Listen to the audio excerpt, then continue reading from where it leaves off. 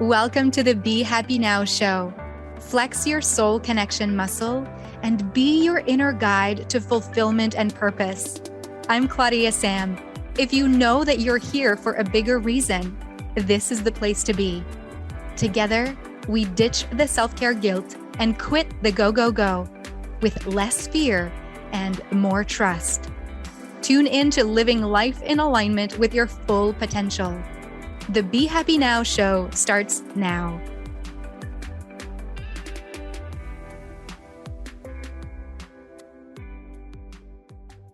Hello and welcome to the Be Happy Now show. I'm your host, your soul connection coach, Claudia-Sam. And today's episode is all about embracing the shadowy parts of you. Yes, those dark parts that you're like pushing away, not wanting to shine light in, if you ever pushed emotions down, wanting to avoid them, well, we're going to talk about, why would you want to look at your emotions? Why would you want to heal those traumas that you've been scared to handle and deal with? And I have a very special guest today.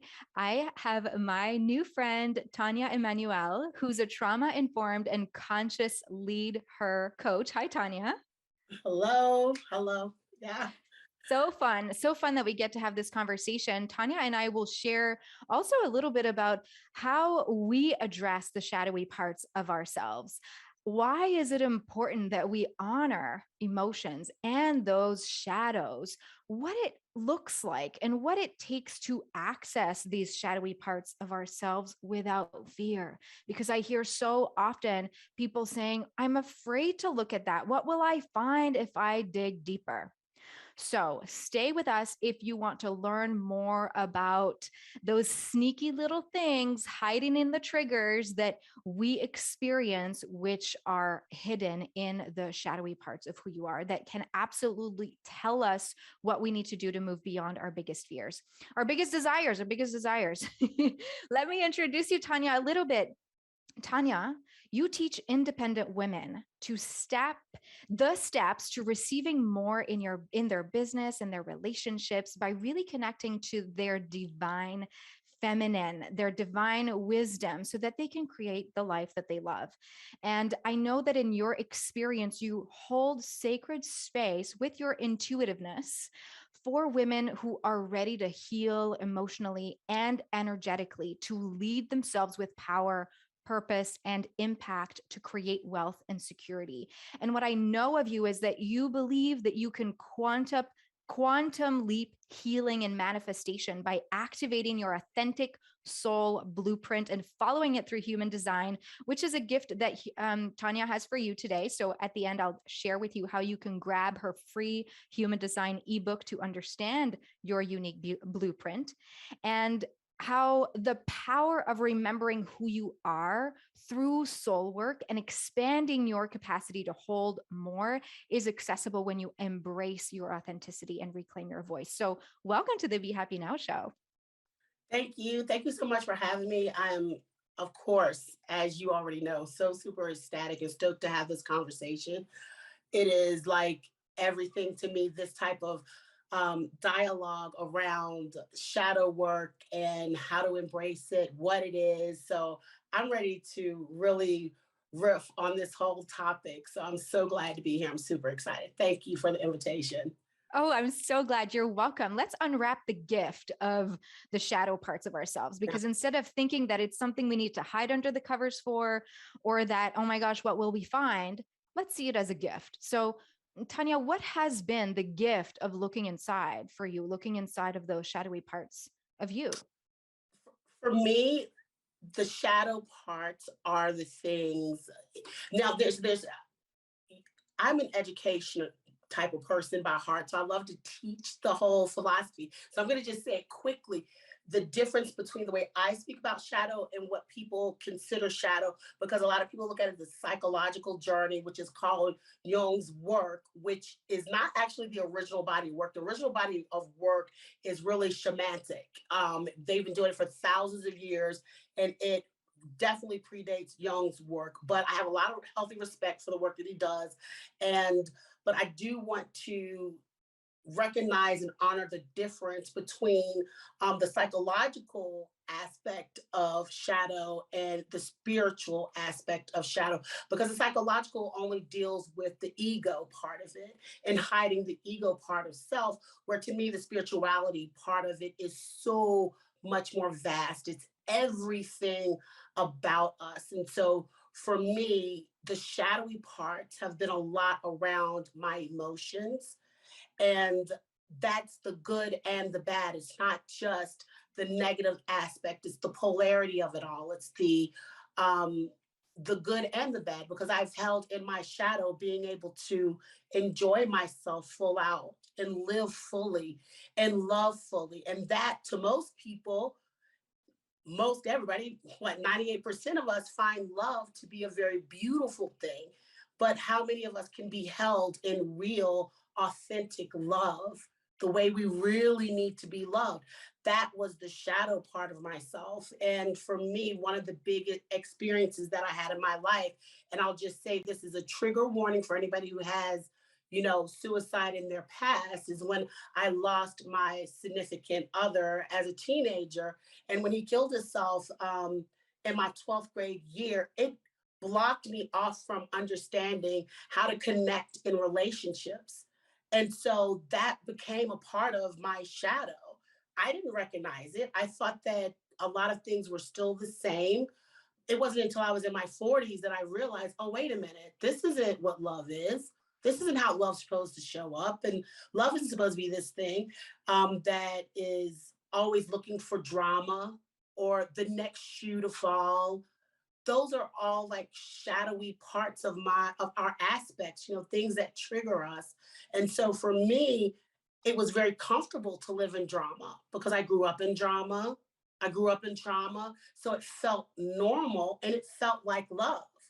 So real authentic love, I didn't recognize that, as beautiful as it is. Even with my children, I had a hard time loving and connecting. I didn't realize that there wasn't a deeper connection between us, that I was missing something there. So for me, it goes so much further than just your ego perspective, but like into your emotions and those things that you kind of disown as not being worthy of you, or not being worthy of the better parts of relationships and connections with people. So Oh, that's how I wow. see it. Thank you so much for sharing this. It brings me to want us to explain what a shadow is for people who are like, what are they talking about? And when you explained it as, I didn't know, I didn't recognize the fact that I hadn't allowed, you didn't say it this persist exactly in this way. So please correct me. What I heard you say is that you hadn't allowed yourself to fully connect in your relationships because of the shield that might have been energetically, physically, subconsciously created after this traumatic incident in your life. Does it sound like when we have or experience a traumatic experience, whether it be losing someone we love or being called stupid at school, they're both traumatic events, different levels, okay? They're both valid. We create a shell and then we operate from perhaps the drama, which means we operate from having this extra layer on top of who we are that prevents us from truly allowing light in, which therefore means that, ooh, this is where I'm getting the definition of shadowing, perhaps. Let me know if this resonates with you, that we access the shadow when we start to break that shell. Yes. Yes. And the shell can be super hard for some people because when there are so many years of protective mechanisms of thinking that if we do step outside of what we know, that we'll just get hit, that we'll have to live grief again, that we'll have to be stuck in trauma again, that we won't be identified as valid or worthy. So we stay small. We stay in this zone, in this protective shell. So why do you think so many people keep resisting the breaking of the shell? I love that analogy of the shell. I don't know why it made me think of Easter. Almost like a Cadbury, you know, the little Easter Yeah. eggs that break open and then the good stuff oozes out. The creamy, yummy. Yeah, yeah. I don't know how it even got to that imagery, but that's what I was envisioning. So I love the analogy that you put together there, and that's exactly because at first I was trying to get in it. I'm like, yes, it's like breaking that shell. It's like breaking out because there there's this polarity that I don't think that we often understand between light and dark and matter and birthing something, and that everything is created in the dark, in the womb. I apologize. I had a little bit of laryngitis. Mm, And so I'm just moving through that, and I still feel the tickles. But mm-hmm. even our creativity, even the best businessmen talk about having quiet, having a dark, quiet place to birth things. And so, yes, I see that as birthing out of and birthing into the world out of its shell. Mm. So I love that. Well, thank you for sharing that. Birthing also reminds me of how you, what I know of you is that you love to empower women to feel empowered within their divine femininity. And when we birth something new, it doesn't need to be a child. It also gets to be birthing new ideas, birthing a business, birthing the stepping into our vision and to our passion, which means that what I get from the whole not accessing our shadowy parts means that you move further and further away from actually honoring the life you're meant to live. Right. You What move do your away from your divinity. clients, sorry, go ahead. I apologize. I said you move away from your divinity. Yeah. How do your clients experience this? What have you seen of, if we get into like the resistance from actually cracking open, because so many people are like, yes, I want this new opportunity and this new life, and I want to step into my passion and I want to live it, but they don't want to access the shadow parts of themselves. So they themselves make the choice to actually not reach their goals. So I'm just wondering, have you ever followed people through the resistance, but then the breakthrough? I have. This is really a part of the intuitive part as well, because so many times again it goes back to we disown the things that we believe we shouldn't want, even Mm, when it comes to, especially when it comes to relationships and the deeper craving of what we want in those relations. I'm talking about the kinky part. If you've never read it, check out the book, The Exorcist of Kink. She goes way, way deeper than I'd ever go down this rabbit hole at this point. But it's settling for the partner that is just okay. It's settling in a relationship where you don't really say, this is how you want to engage in sex or lovemaking.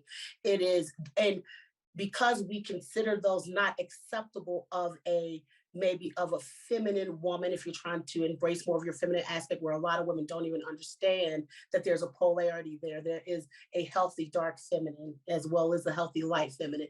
We don't understand that we deserve to experience our bodies in a creative, beautiful, loving way, in a safe way.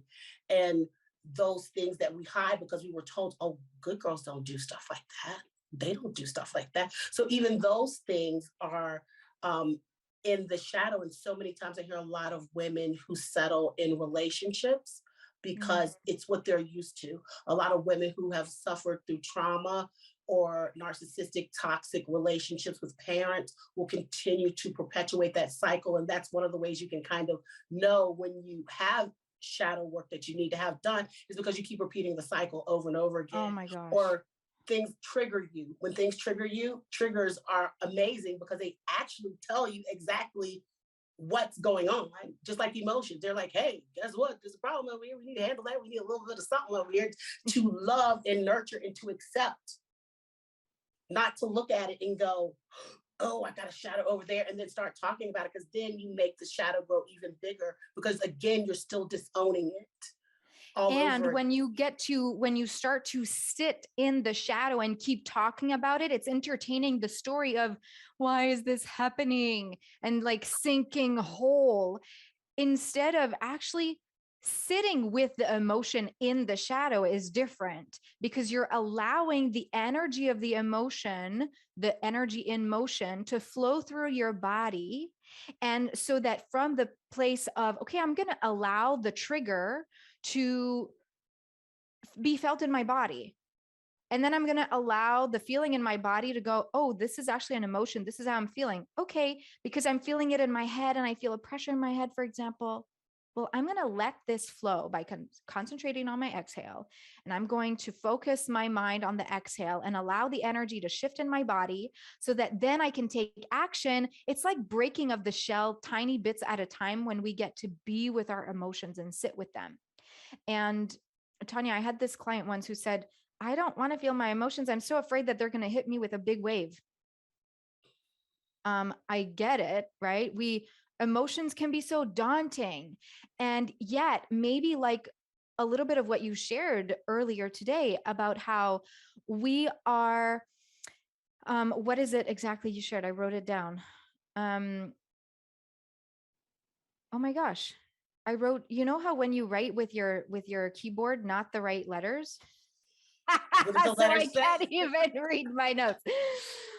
What I meant to tune back into is that when we disown, you said something about disowning what we really want, because we start to tell stories in our mind that settling for less is what we are meant to do and is the way we are meant to live. So the settling for less energy is the same as keeping the cycle going. So I wonder if we could talk about now, what are ways that both of us could suggest to the listeners about breaking the cycle of not owning the emotions, being triggered, then being angry, then reacting from trigger, then settling for things that are less than what you are empowerfully meant to be living in. And it just keeps you in the cycle of not living your most divinely purposeful life.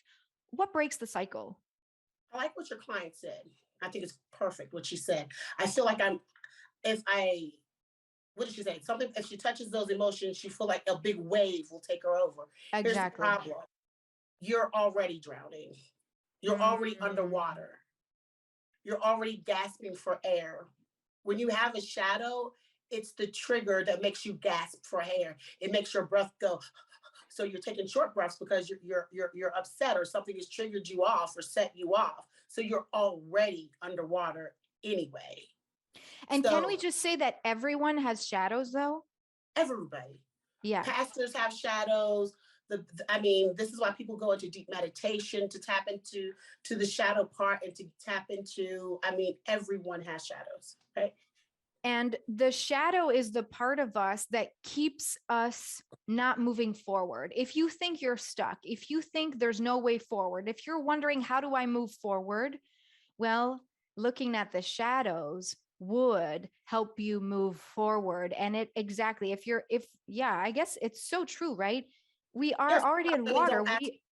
it's why women don't ask for promotions. It's why they don't ask for more money in their business. It's why, not everyone, but I'm just going to say they maybe sell a smaller package and then feel resentful because they're spending all this time on a smaller package in their businesses, or they're underpricing their products when they know that they're using the best ingredients that are all natural and vegan and tested, and yet you're selling it for $5 when you know it needs to be 60 or 70. That is the reason. There's a shadow there that says, I'm in fear. Wherever there is a fear or a standing down, there is a shadow that needs to be addressed. Thank you. So to break the cycle of being stuck in the not moving forward and the stagnant energy of the thinking that their emotions are gonna hit you but like a big wave, and to keep settling for less, to break the cycle then would be to recognize that you get to be vulnerable with the fears. Right? Recognizing that you get to be vulnerable with the fears, and that the fears are just your allies. The fears are these big signs that say, exit here. Yep. When we recognize the fears, this is actually with a client right now. I went through the awareness wheel, which is the first part of my tune in method. The awareness wheel is threefold. It's body, mind, emotions. And it's a wheel that basically you can enter at any point. So if, for example, you're afraid to commit to a new job, or you're afraid to commit to leaving your partner, or there's a big fear of stepping forward and taking the leap, perhaps the first thing you get to do is, what's the thought that's being entertained? Is it, I can't do this because, right? Any Mm. thought that would keep you in that loop of the fear gets to be recognized. And then secondly, well, where do you feel it in your body? And once you feel it in the body, you notice step number 3, that is emotions, that is just your body processing, channeling the emotion. And by being with it, you allow it to shift and flow. I love that, the wheel. I love that a lot. And you can enter into it. And when you get really good at it, you'll start to, I used to have reoccurring thoughts that ran like a ticker tape, just keeps going. Yeah. That's a shadow. Something needs to be addressed. It's the same thing happening over and over again. Shadow, shadow, ding, ding, ding, something's going on. You need to check in. And then you have that. And then, but the body part, now I can feel it in my body before I even get the thought. I really feel like, oh, this thing is annoying me. Or if I start doing this before I really know what I'm thinking, I Like know scratch your something's annoying temples. me. Yeah, if I start, or if I go like this, I don't really know what I'm thinking, but I know something's going on viscerally in my body. And it's those Mm, little things, or some people will do this, or they'll have bite nails. yes, there will be Shaking leg syndrome. or if you start crossing your legs or doing this, or there's something else going on, and it's before the thought even comes in. It's You start in the body, but the thought. So I love the idea that you can come in at any point, because really the first time I started tapping in is tapping into my anger. Like, you got Mm. to get this under control. You cannot live the rest of your life this pissed off.